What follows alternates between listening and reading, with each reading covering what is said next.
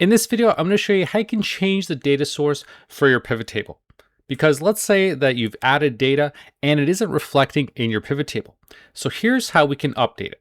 So with your pivot table selected, go to the Pivot Table Analyze tab and click on Change Data Source. When you do that, you'll see exactly what makes up your pivot table.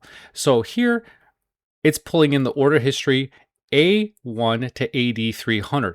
And if I scroll all the way down, you can see exactly this outline where it's stopping. So if you see something like this, then that's why your data may not be updated, because you're not including all of your most recent data. So if I go to the very bottom, I can see that it goes all the way down to row 501. So I just go in here, change this to 501, enter, and now my values update.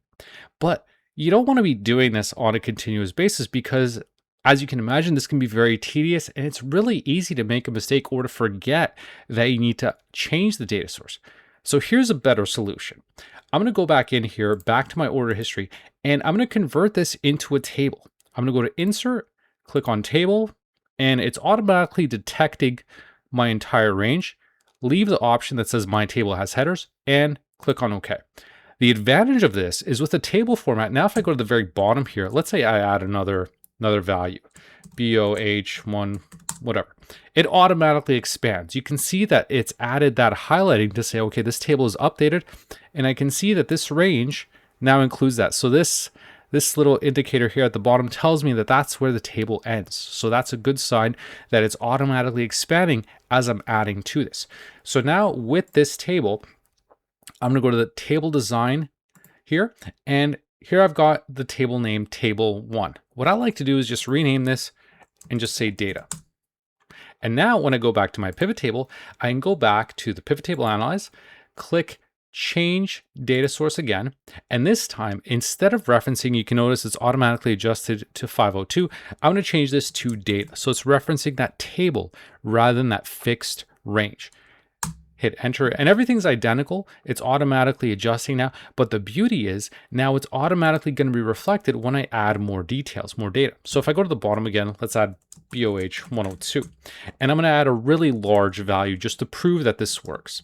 So we've had the table expanded. For this total amount here, I'm going to add a really large value, a bunch of zeros. So it'll be really obvious that it's been added. So it even stretches out my column here.